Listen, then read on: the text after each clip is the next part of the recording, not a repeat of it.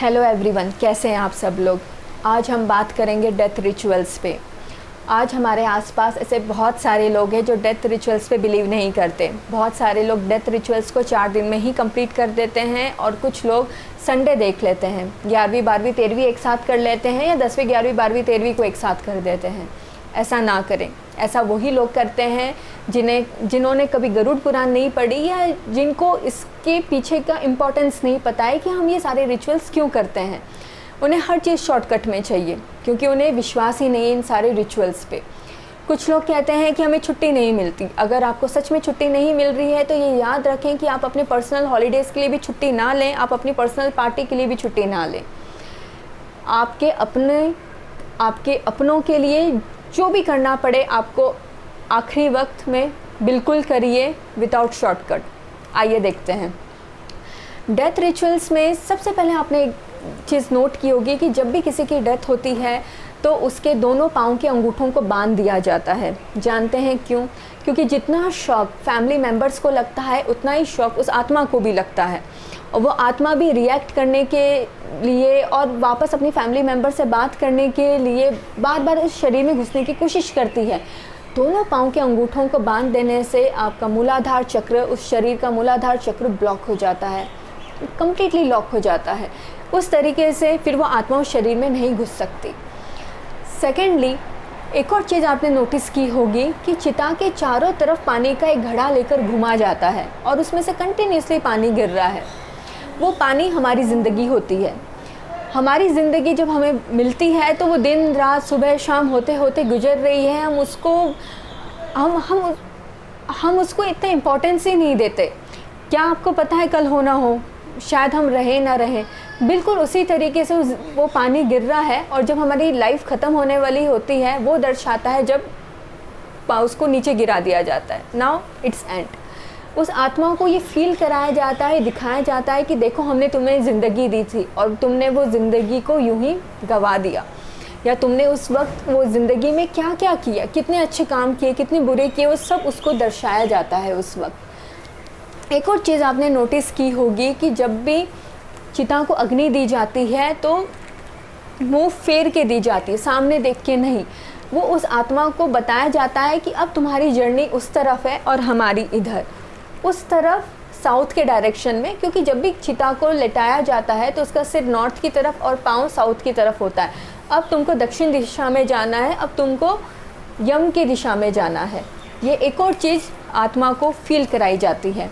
हिंदू धर्म में, हिंदू स्पिरिचुअलिटी में ये बताया गया है गरुड़ पुराण में कि आत्मा को कम्प्लीटली डिटैच नहीं किया जाता, उसको धीरे धीरे धीरे धीरे समझा कर फील कराया जाता है कि now it's time to move on, now it's time कि आप अपनी दूसरी लाइफ, दूसरी जर्नी स्टार्ट करें। क्योंकि आत्मा का भी अपनी फैमिली से, अपनी फैमिली मेम्बर से, उस डेड बॉडी से, हर चीज़ से बहुत अटैचमेंट होता है। आफ्टर दैट जब उस आत्मा को बहुत बुरा लगता है जब उसकी डेड बॉडी जला दी जाती है या अंतिम क्रिया कर दी जाती है, क्योंकि वही उसका अस्तित्व है। जल जाती है तब आत्मा अपना अस्तित्व उन अस्थियों में देखती है, दिस इज़ मी। अब उसको और ज़्यादा बुरा लगता है जब वो अस्थियाँ आप या कोई भी इंसान नदी में उसे विसर्जन कर देता है। अब ऐसा कुछ भी नहीं है कि वो कह सके ये मैं हूँ। तब उस आत्मा को और बुरा लगता है, फिर वो और डिटैच हो जाती है। फिर हर चीज़ आत्मा नोटिस करती है कि कौन क्या कर रहा है, कौन क्या बोल रहा है, किसको क्या फील हो रहा है। इसलिए कहते हैं कि जिनके घर में कोई डेथ हुई है या डेड बॉडी के सामने हंसना नहीं चाहिए, जोक नहीं मारना चाहिए, मजाक नहीं उड़ाना चाहिए, क्योंकि वो सब कुछ आत्मा को फील होता है। और ये बहुत ही क्या कहना चाहिए कि ये गलत काम माना जाता है। कभी भी जिनके भी घर में डेथ हुई है वहाँ जाके गप्पे ना मारें, हंसे नहीं, ये बहुत ही बुरा माना जाता है। उसके बाद आप देखोगे कि पिंडदान किया जाता है। कैसे? जब आत्मा गर्भ में प्रवेश करती है तो उसका शरीर एकदम से नहीं बन जाता, 9 महीनों में बनता है। एक बच्चा धीरे धीरे गर्भ में 9 महीनों में पूरी तरीके से तैयार होता है। बिल्कुल उसी तरीके से जब आत्मा को विदा किया जाता है तो आप 1 दिन में, 2 दिन में उसे नहीं कह सकते कि तुम जाओ। हर दिन का पिंडदान उसके एक एक शरीर को दर्शाता है, या कहना चाहिए आप उसे पिंडदान को उसके एक शरीर से रिलेट कर सकते हो। जैसे पहले पिंडदान से मुख, दूसरे पिंडदान से आँख, नाक, फिर उसके कंधे, फिर शरीर, फिर नाड़ी, इस तरीके से हर एक दिन के पिंडदान से उसके शरीर का के एक एक पार्ट बनते हैं या एक एक पार्ट को हम रिलेट कर सकते हैं बिल्कुल उसी तरीके से जैसे एक बच्चा गर्भ में तैयार होता है। इसलिए आप रोज़ पिंडदान करें।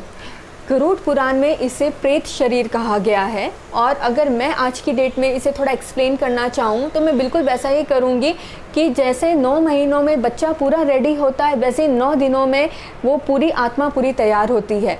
10वें दिन वो पूरी तरीके से तैयार होती है। अब 11वां, 12वां, 13वां इस दिन फाइनली आत्मा 13वीं को जब विदा होती है, अपनी दूसरी जर्नी के लिए तैयार होती है, उससे पहले आत्मा को आखिरी बार भूख और प्यास फील कराई जाती है कि प्यास लगती तो कैसा लगता है, भूख लगती है तो कैसा लगता है।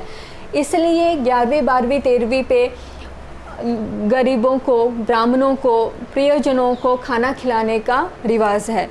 लेकिन आत्मा कैसे खाती है? उस भगवान उसे फील तो करा देता है, लेकिन वो खाती कैसे है?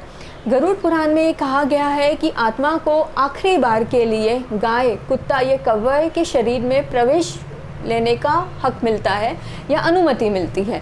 इसलिए आप देखेंगे चाहे श्राद्ध पक्ष हो या 11वीं, 12वीं, 13वीं हो, गाय, कुत्ते और कौवे को ही भोग लगाया जाता है या उन्हें ही खाना खिलाया जाता है। ये माना जाता है कि इनमें से किसी की भी एक शरीर में जो भी हमारे फैमिली मेम्बर्स की डेथ हुई है उसकी आत्मा है और हम उन्हें खाना खिला रहे हैं। वो आखिरी बार वो खाना टेस्ट करती है, वो आखिरी बार वो पानी पीते हैं और 13वीं को वो फाइनली विदा होते हैं। वो आत्मा फाइनली विदा होती है अपनी न्यू जर्नी की ओर। इसलिए यकीन मानिए आप अपने सारे रिचुअल्स को अच्छे से करिए। जो लोग नहीं करते उनका क्या, ये मेरा पर्सनल एक्सपीरियंस है, ये मैंने नोटिस भी किया है, आप भी अपने आसपास नोटिस करिए। जो भी लोग अपने सारे रिचुअल्स, सिर्फ डेथ रिचुअल्स नहीं, कोई भी फेस्टिवल हो या और भी कोई रिचुअल्स हो, जो लोग पूरे भाव से पूरे फैमिली मेम्बर्स के साथ अच्छे से रिचुअल्स फॉलो करते हैं, उनकी आपस में बॉन्डिंग बहुत अच्छी होती है। उनके घर के सारे मांगलिक कार्य बोल दो या लाइफ में कोई प्रॉब्लम आती है तो उनका सॉल्यूशन भी उनको मिलता है। हर एक चीज़ बहुत परफेक्ट होती है। जो लोग नहीं करते, ऐसे लोगों के घर में मांगलिक कार्य आसानी से नहीं होता, शादियाँ नहीं होती, हो गई तो टिकती नहीं है, टिक गई तो ऐसे घरों में बच्चे नहीं होते, हो गए तो बहुत कम उम्र में उनकी डेथ हो जाती है। मान लो नहीं हुई डेथ, बड़े हो गए वो, तो ऐसे बच्चों का अपने माँ बाप से अटैचमेंट नहीं होता। फाइनली आपके पितरजी आपको एक मैसेज दे देते हैं कि तुम हमारा नहीं करते, तुम्हारा करने वाला भी कोई नहीं होगा। यकीन मानिए अपने सारे रिचुअल्स को अच्छे से निभाइए। आज से आप भी अपने आसपास ये नोटिस करिए, आपके आसपास भी ऐसे बहुत सारे लोग होंगे जो सारे रिचुअल्स को बहुत अच्छे से करते हैं, वहीं दूसरी ओर ऐसे भी कुछ लोग होंगे जो नहीं करते। आप खुद नोटिस करिए दोनों परिवारों में क्या फ़र्क है। खुश रहिए, अच्छे से रहिए, अपनी संस्कृति को अच्छे से फॉलो करिए। याद रखिए हमारी संस्कृति हमसे नहीं, हम हमारी संस्कृति से हैं। जय हिंद।